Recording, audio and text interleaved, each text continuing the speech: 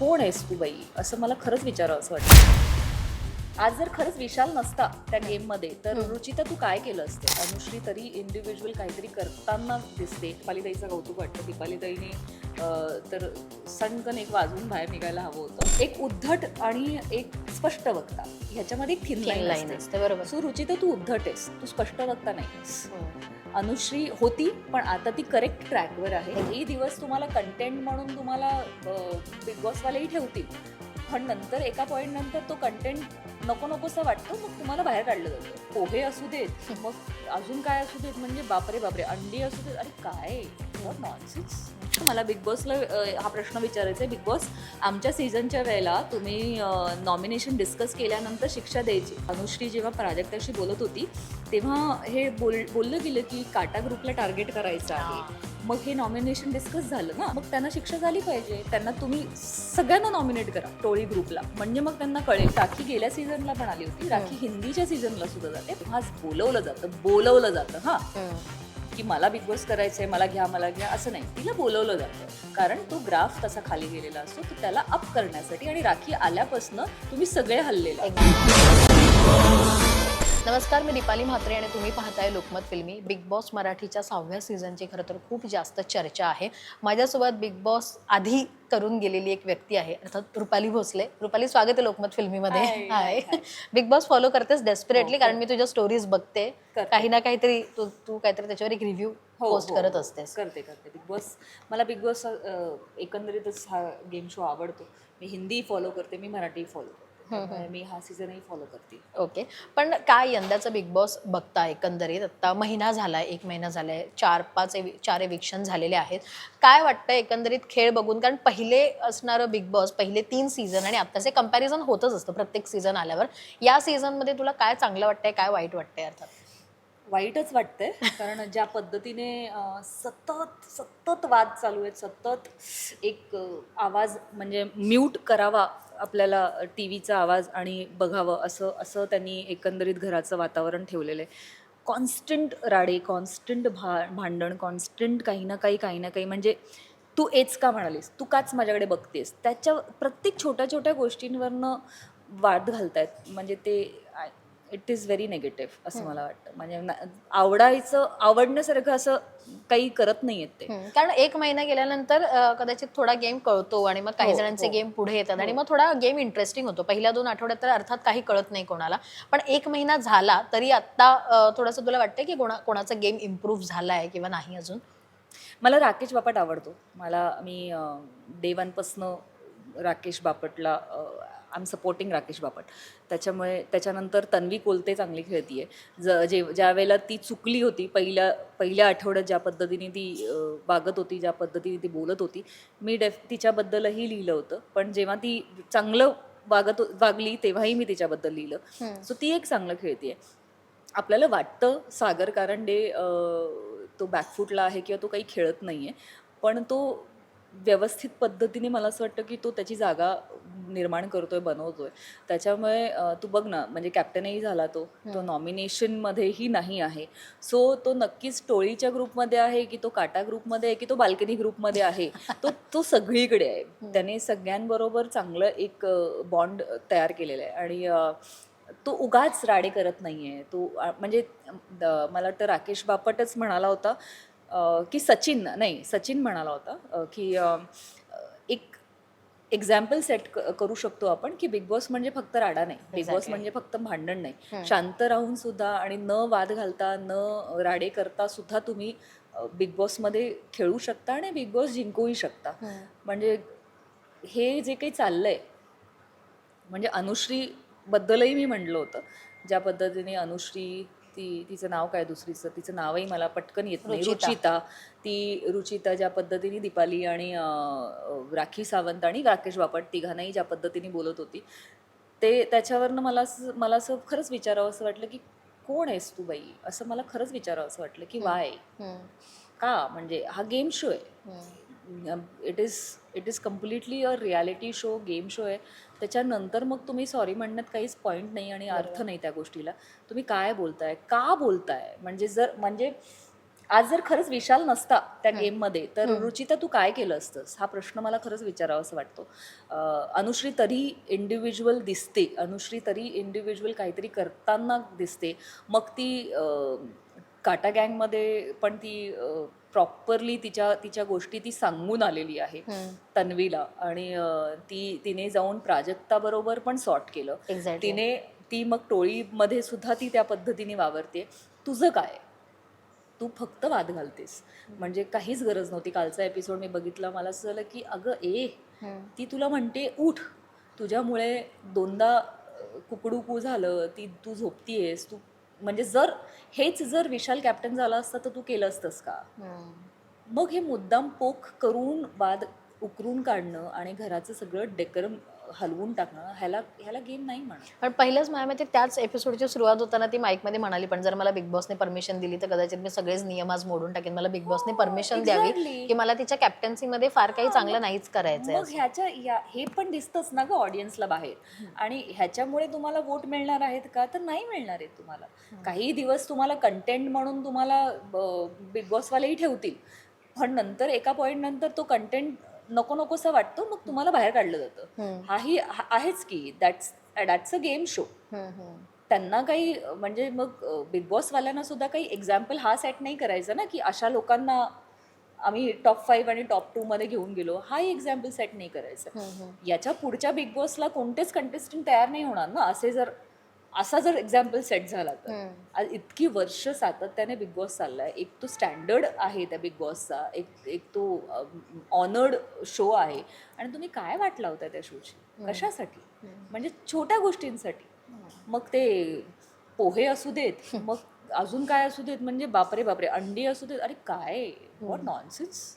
पण रुचिता जे दीपाली ताईंना बोललेली की या घरात असेपर्यंत मी तुझं करिअर बर्बाद करून टाकेन, असं जर कुठल्या अभिनेत्रीला, अर्थात प्रत्येकाचं करिअर, नुसते अभिनेता अभिनेत्री नाही तर प्रत्येक जण ज्याच्या त्याच्या करिअरमध्ये चांगलं असतो म्हणून तो बिग बॉसमध्ये येतो, त्या प्लॅटफॉर्मवर येतो, सगळे एक समान असतात. असं जर कोणी म्हणालं की मी इथे असेपर्यंत तुझं करिअर बर्बाद करून टाकेन, तर त्याच्यावर काय रिॲक्शन असायला हवी? खरं तर दीपाली ताईंनी ते थोडंसं स्मूथली घेतलं. खरंच दीपाली ताईचं कौतुक वाटतं. दीपाली ताईने तर सणकन एक वाजून बाहेर निघायला हवं होतं, म्हणजे ॲब्सोल्युटली तिने करायला हवं होतं. मला या सगळ्या कंटेस्टंट्सना एकच सांगायचे की पहिला सीझन झाला, दुसरा सीझन झाला, तिसरा सीझन झाला, हा आता 6वा सीझन आहे.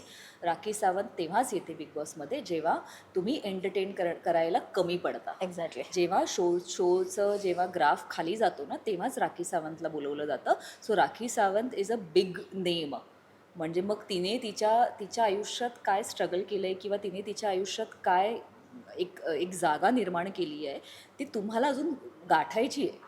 तुम्ही अजून तिथे पोचलेला पण नाही आहेत, म्हणजे तुमचं कर्तृत्व अजून तेवढं नाही आहे. सो तुम्ही बोलताना, तुम्ही त्या सगळ्या गोष्टी करताना थोडं भान ठेवणं गरजेचं आहे.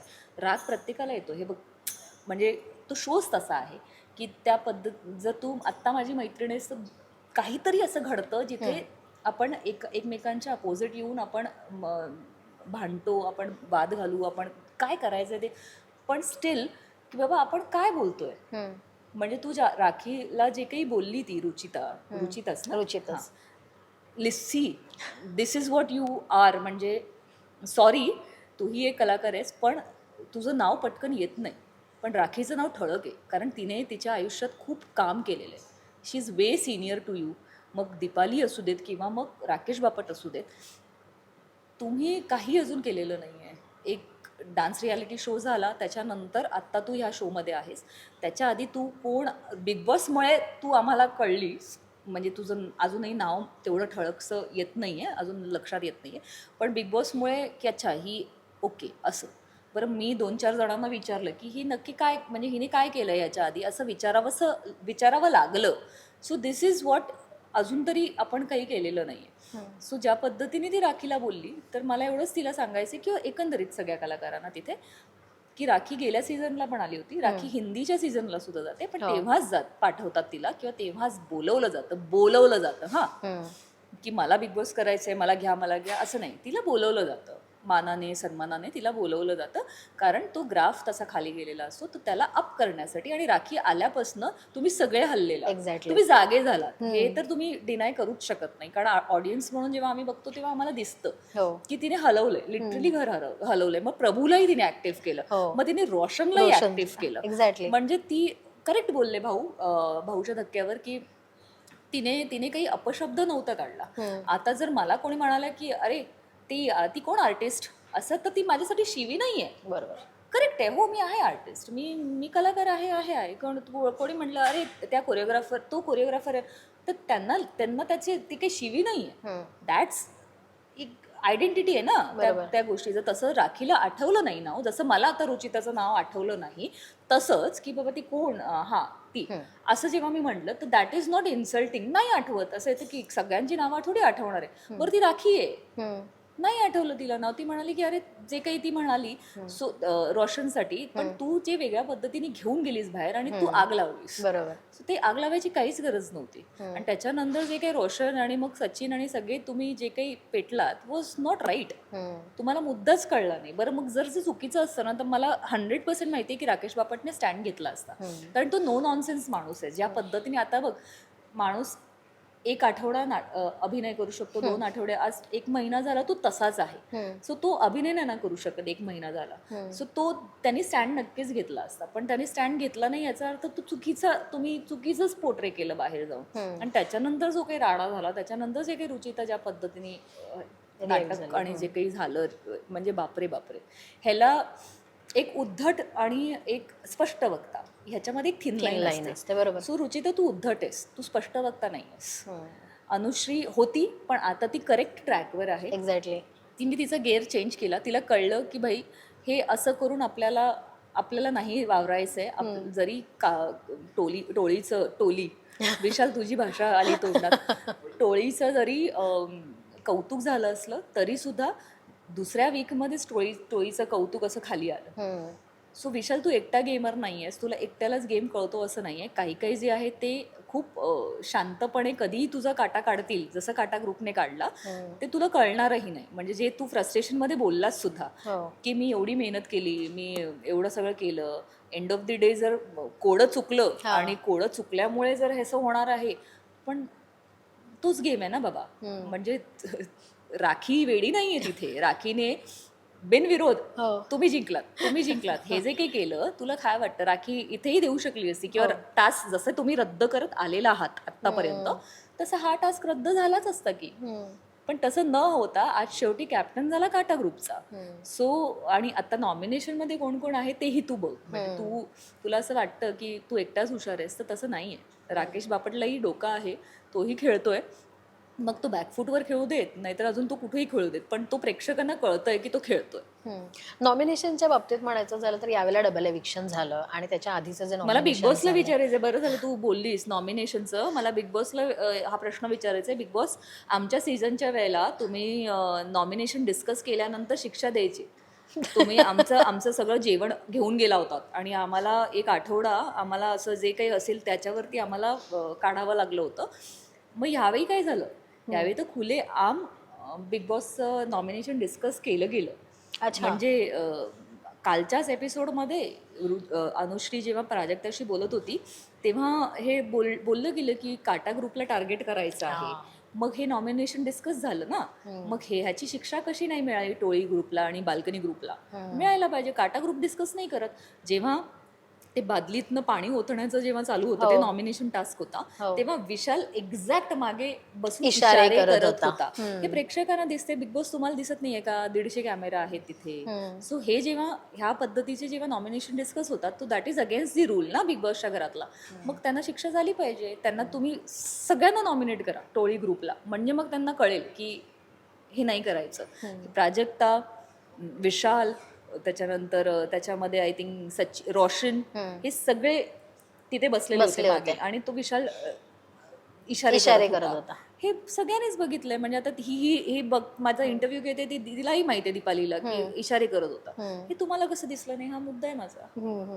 तो मुद्दा आहेच आणि त्याच्यावरही खरं तर आता प्रेक्षकही कमेंट करतील कारण ते exactly. दिसलंय इशारे करताना आणि त्याच्यातली एक व्यक्ती कदाचित बोललीही त्या एपिसोड नंतर की विशाल इशारे करत होता की कोणी, तर ते समोर आलेलं बरं, आणि आहे. कॅमेरा फिरवला त्यांनी बिग बॉसने. जेव्हा राकेश बापट तिथे होता तेव्हा त्यांनी कॅमेरा फिरवला, तेव्हा विशाल दिसत होता की याच्यानंतर कोणाला करायचंय. हा. बरं, तुम्ही नॉमिनेशन इशाऱ्यांमध्ये डिस्कस करा की कोडही करतो आपण किंवा नावही वेगवेगळी देतो, ते झालंच आहे.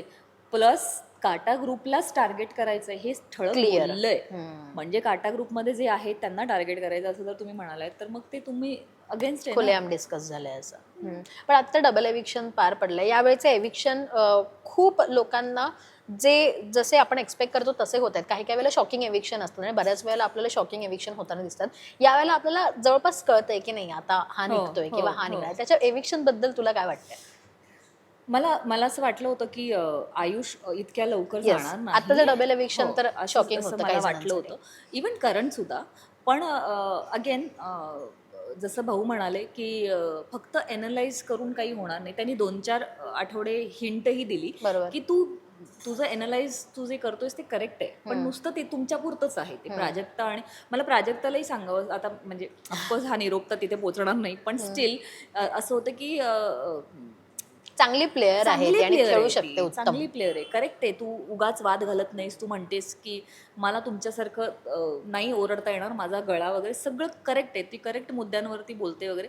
पण स्टील मला असं वाटतं की ती फक्त एक एक मावशी असतात ना की ऐक ना, मला तुझ्याकडे क्लिअर करायचं, मला तुझ्याकडे क्लिअर असं म्हणून एक एक चर्चासत्र घेऊन बसते आणि तो मॅटर तिथे डिझॉल्व्ह होऊन जातो. त्याच्यानंतर मग जेव्हा तिने जी डील केली ती मला असं झालं की ओके ठीक आहे, मी रुचिताला काही ते कॅप्टन्सीसाठी वगैरे, पण मग तुम्ही मला प्रॉमिस करा की पुढच्या वेळेला मला जेव्हा गरज असेल, मी जाणार नाही असं मला, म्हणजे जाणार नाही म्हणजे कसं नाही जाणार. आता मला माहिती आहे की मी या वीकला तर जाणार नाही. कसं नाही जाणार म्हणजे काय डील थोडी आहे तुमची. तुम्ही काय म्हणजे MG घेऊन आलात का की तुम्ही जाणार नाही आहात, की बाबा मिनिमम गॅरंटी आहे माझी की मी या आठवड्यात तरी जाणार नाही. असं कसं नाही जाणार. आणि तू कोणावर विश्वास ठेवते? विशालवर? की बाबा विशालला तू म्हटलंस की मला जेव्हा कॅप्टन्सी दे, मला गरज आहे तेव्हा मला कॅप्टन व्हायचंय आणि जेव्हा केव्हा असं असेल तेव्हा तुम्ही माझ्या बाजूने खेळणार का? जर उद्या परत समोरासमोर जर ती रुचिता असेल आणि अजून कोणी असेल त्याच्यात टोळीतलं, तो स्वतः असेल, तर तो तुला का वोट देईल? अर्थात जे दीपाली आणि राखीने कालच्या ह्याच्यामध्ये तोंडावर उघड केलं. बरं, अनुश्रीने सचिनला इशारा केले की घे हात वर कर, तेही प्रेक्षकांना दिसतच आहे. म्हणजे अरे तुम्ही असं सगळंच दिसतंय ना. आणि Rakhi being Rakhi mastermind आहे खरं यार. एवढे सीझन्स पहिल्या बिग बॉस पासून ते आत्ताच्या हिंदी मराठी दोन्ही, ती काही वेडी आहे का? तिने लगेच पकडलं की हे टॉप 2 मध्ये देतो आम्ही, चल. आणि तिथे लगेच विशाल टप्प झाला. एक्झॅक्टली. का ते त्या दोघांना कळलं नाही पण त्या राखीला कळलं की रोशन आणि सचिनला कळलं की ते त्यांचा वापर करून घेत होते. आणि तिथे तुझं फसलं ना की लगेच तू असं झालास. तू काय करत होतास ते? कोण आहे ती? राखी सावंत आहे यार. तिच्या लेवलला पोहोचे. तुम्ही लेवल काढता तिची, पण तिच्या लेवलला पोहोचायला खूप वेळ आहे अजून. पण प्राजक्ताने ती एक डील राखीसोबत आता चांगली केली, पीठ फेकण्याची, आणि त्याच्यात थोडा प्रोमो कॉन्टेंटही मिळाला आणि ते छान. तसं प्राजक्ताने ऍक्टिव्ह झालं पाहिजे. एक्झॅक्टली. म्हणजे तेच म्हणते ना, जे काही ती म्हणते राखी की तुम्ही इथे काय फक्त खायला आलात का? तुम्ही इथे फक्त काही झोपा काढायला आलात का? ती हलवते ज्या पद्धतीने. नाही तर प्राजक्ता अशी कधीच दिसली नाही आपल्याला. सचिन कधी दिसला असा की पाणी बिणी फेकलंय आणि तो असा झोन आउट झालाय आणि ही मस्त फिरते आपली. सो हे करायला तिला बोलवलं गेलेलं आहे, जे तुम्ही करत नाही. तुम्ही फक्त फालतू मुद्द्यांवरती वाद घालताय ज्याची काही गरज नाही. रुपालीला जर वाईल्ड कार्ड एंट्री ऑफर केली बिग बॉसने यावर्षी तर रुपाली जाईल का? नाही, वाईल्ड कार्डला नाही बोलवणार, कारण माझ्या सिरियलचं शूटिंग खूप जोरदार सुरू आहे. मला वाईल्ड कार्ड म्हणून मला एक आठवडा झेपणार नाही. आम्हाला झेपणार नाही सिरियलवाल्यांना, आम्ही डेली सोपवाल्यांना, माझ्या प्रोडक्शन हाऊसला झेपणार नाही. त्याच्यामुळे ते नाही. पण ऑफकोर्स जेव्हा जर गेस्ट म्हणून जे जातात ना, तसं जर काही आलं की बाबा एक्स कंटेस्टंट्सना गेस्ट म्हणून एका दिवसासाठी किंवा असं काही एक दिवस राहणार आहेत आणि दुसऱ्या दिवशी परत येणार आहेत, असं काही असेल तर डेफिनेटली मला आवडेल जायला. पण आता विनिंग क्वालिटी तुला दिसते कोणामध्ये? मला राकेश बापट वाटतो. मला सिरियसली वाटतो राकेश बापट. मला टॉप 5 जर विचारलेस तर तू तू तर मला राकेश वाटतो. मला विशालही वाटतो टॉप 5मध्ये. मला तन्वी वाटते टॉप 5मध्ये. मला सागर वाटतो. दीपाली छान खेळतीये ती. ऑफकोर्स तिने आता इतकं बाकी बाहेर एवढं ती सगळं काम करते, राजकारणात आहे ती, त्याच्यामुळे तिचं तितकी हुशार आणि शार्प आहेच आहे ती. सो तीही दिसते मला. पण थोडीशी जर अगेन आहे मी की प्राजक्ता आणि ह्याच्यामध्ये सचिन आणि रोशनमधनं दोघांपैकी कोणी जर तिथपर्यंत आलं टॉप 5 टॉप 6 पर्यंत तरी मला आवडेल. कारण दोघी खूप शांत आणि डिग्निफाईड आहेत, खूप जेंटलमॅन आहेत. उगाच अपशब्द नाही, उगाच राडे नाही, काही नाही. आणि सचिन आणि रोशन खूप गोड आहेत, मला ते आवडतात जेन्युनली. की उगाच माझी बॉडी बघा आणि माझी मी असं नाही जात तो करायला, जे विशाल करतो, जे मला आवडत नाही. म्हणजे प्रत्येकाची वेगवेगळी इंडिव्हिज्युअल लढाई आहे, तिला लढू दे. आत्ता तुझं आणि रुचिताचं जे काही अँगल आहे त्याच्यामुळे तू सारखं तिला ते कितपत जेन्युइन आहे हेही कळतं. आणि पण कालच्या एपिसोडमध्ये ती बोलली पण की आता मी जेव्हा तुला स्टॉप बोलेन तेव्हा तू जरा स्टॉप हो, कारण हे कदाचित माझ्या घरच्यांना नाही आवडणार. सो तेही आहेच कुठेतरी की ते गेमसाठी ते करायचा प्रयत्न त्यांचा. मग दीपाली काही चुकीचं नाही बोलली की बाहेर पण असू देत कंटिन्यू. कारण घरातले प्रेम आणि घरात झालेल्या अफेअर्स बाहेर कितपत ते राहिले आहेत हे सगळ्यांना माहिती आहे. मग ते हिंदी असो मराठी असो. सो ते काही चुकीचं नाही बोलली ती. आणि ते दिसतं ना ग लगेच. असं नाही होऊ शकत. आणि तुम्ही जेव्हा डिक्लेअर करता की अरे नाही यार एवढ्या वर्षांचा गॅप आहे, हे आहे ते आहे, असं नाही मला ती, आणि नंतर मग तुम्हाला त्याला एक वेगळं एक द्यायचं आहे, टर्न द्यायचं आहे म्हणून तुम्ही ते कराल, मग तिला एकटीला करू देत. मी म्हणून मगाशी म्हटलं की जर विशाल नसता तर रुचिता तुझं काय काय गेम. आणि हे विशाल स्वतःही म्हणतो, अर्थात तो म्हणालाय तिला, स्वतःही म्हणतो की मी आहे म्हणून तू दिसतीयस, तरी मी नसतो तर तुझं काय गेम आहे, फक्त आरडावर. हे तो स्वतःही म्हणतोय. तर प्रेक्षकांनाही असंच वाटतं ना. या सगळ्यांबद्दल आपण बोललो, पण एक प्रभू ही व्यक्ती आहे. बऱ्याच जणांचं असं म्हणणं आहे की ती कुठेतरी सिंपती काढे, कारण टास्कमध्ये तो फार त्याची एनर्जी किंवा फिजिकली जास्त ऍक्टिव्ह नाही होऊ शकत. पण तो काही वेळेला माइंड गेम खेळताना दिसतो, त्या काही वेळेला तो टास्कमध्ये डोक्याने परफॉर्म करताना दिसतो. पण काही जण असं म्हणतात की तो सिंपती आहे, तो आता बाहेर जायला हवा, त्याचं फार काही ऍक्टिव्ह नाहीये.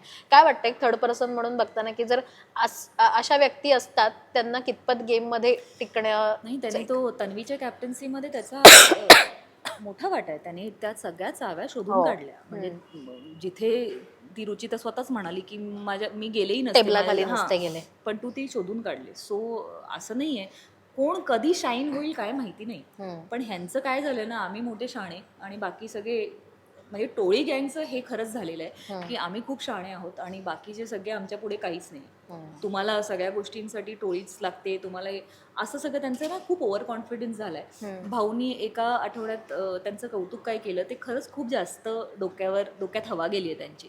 सो ती आता हवा काढायची पण गरज आहे. सो मला होपिंग एक्सपेक्टिंग की या विकेंडच्या वारला भाऊनी त्यांची सगळ्यांची हवा बबलमधनं त्यांना बाहेर काढावं आणि तो बबल फोडावा, असं मी होप करते की त्यांनी ते करावं. जाता जाता एक शेवटचा प्रश्न विचारते. प्रभू तू लढ रे प्रभू, तू काही कमजोर नाहीयेस, तू काही कमी नाहीयेस कुठल्याच लेवलला. मूर्ती लहान कीर्ती महान असं म्हणतात. सो तशा पद्धतीचं आहे. तू करेक्ट आहेस. उगाच तू कोणाच्याही बोलण्याने तू काही लहान होत नाहीस किंवा तू छोटा होत नाहीस. आपण छोटे असलो काही असू देत, आपलं काम बोललं पाहिजे. सो त्या पद्धतीने तू कर. तुला जर असं म्हणतात की तन्वीचाच पदर घेऊन तू पुढे जातोयस, ओके. प्रत्येक जण प्रत्येकाला कोण ना कोण कम्फर्ट झोन लागतं त्या घरात. सो तुझ्यासाठी तन्वी कम्फर्ट झोन आहे. So that is okay, fine. छाती ठोकपणे म्हणायचं की आहे ओके आहे, मी तिचा पदर घेऊन चाललो, तुम्हाला प्रॉब्लेम, असं म्हणायला शिक. अर्थात, कारण ते इक्वेशन तसेच लागतात. हाच माझा शेवटचा प्रश्न होता रुपाली, की आत्ता एकंदरीत सगळे 3 ग्रुप झालेले आपल्याला दिसत आहेत. 3 ग्रुपमधलं असं कुठलं क्रॉस कनेक्शन झालं, क्रॉस इक्वेशन झालं तर बिग बॉसचा गेम पालटू शकतो? मला वाटतं टोळी आणि बाल्कनी ग्रुप. ओके. कारण काटा आणि टोळी तर अगेन्स्ट आहेतच. पण व्यक्ती म्हणून जर कुठल्या 2 व्यक्ती किंवा आपण म्हणतो ना की 4 एकत्र येणे, जरा कालच्याच एपिसोडमध्ये आपण राकेश आणि रुचिताला एकत्र आणि तो बोलला पण की आपण बसलेलो आहोत एकत्र तर फार वेगळं दिसणार आहे. सो मला ते जरा बघायला आवडेल अजून की राकेशने काय राकेशच्या डोक्यात शिस्त आहे आणि त्यांनी काय पिल्लू सोडलाय. येस. तर ते त्यांनी तो स्वॅप करावा, रुचिता आणि राकेश. कुठेतरी वेगळे इक्वेशन बघायला आता कदाचित मजा येईल आणि काहीतरी गेम पालटेल असा त्याच्यावरती अंदाज आहे. मला मला म्हणजे मग ती टोळी गँग कशी लूज आउट होते, कसं होईल त्याने सांगते मी तुला. जर विशाल तिथे नसेल, सगळी गणित करायला, म्हणजे ते परमिटेशन कॉम्बिनेशन करायला नसेल विशाल, तर रुचिता सुद्धा उघडी पडेल ना. तिचं गेम काय आहे हेही दिसतच आहे आपल्याला, पण ते अजून ठळक दिसेल जर ती राकेश बरोबर दिसली आपल्याला खूप जास्त, किंवा ते इक्वेशन आपल्याला दिसले की त्याचं काय माइंड गेम त्याचं चाललंय. राकेश तिच्याशी जाऊन बोलेल हे तर म्हणजे स्वप्नातही आपण विचार नाही करू Exactly. शकत. जो तिला म्हणजे पाण्यात बघतो, किंवा ज्याला ती आवडतच नाहीये, म्हणजे अगदीच आपण बघितलंय जेव्हापासून ते सगळे राडे झाले, पण तो तिच्या बरोबर बसून जे काही बोलत होता. सो मला असं वाटतं की त्यांनी अजून थोडे प्रयत्न करून ना तिला इथे खेचावं. ओके. आणि काय एक्झॅक्ट तिच्या डोक्यात काय आहे, ती खरंच तितकी स्ट्रॉंग आहे की उगाच फापट पसारा आहे आणि फक्त विशालमुळे आहे, हे पण सगळं क्लिअर होईल. सो जेव्हा ती त्या झोनमध्ये येईल आणि त्या स्पॉटला येईल ना, तेव्हा आपल्याला जास्त कळेल. नक्कीच. कारण प्रत्येक बिग बॉस सीझन मध्ये आतापर्यंत आपण बघत आलोय की पहिले महिनाभर ज्यांची मैत्री असते शेवटच्या वेळेला ते दुश्मन होऊ शकतात. ज्यांची खूप घट्ट मैत्री असते ते दुश्मन होताना पाहायला मिळतात. सो कुठेतरी इक्वेशन मित्र होऊ शकतात, कन्वर्ट होतात. सो हे इक्वेशन चेंज झाले तर गेम पालटणार का, हे खरं तर उत्सुकता निर्माण करणारं आहे. आणि रुपाली, थँक्यू सो मच, तू इतक्या छान दिलखुलासपणे आमच्याशी गप्पा मारल्यास आणि मस्त तू बिग बॉस फॉलो करतेस आणि चांगल्या टिप्स दिल्यास, चांगल्या गोष्टी प्रकर्षाने समोर आणल्यास. Thank you so much. Thank you so much. Thank you.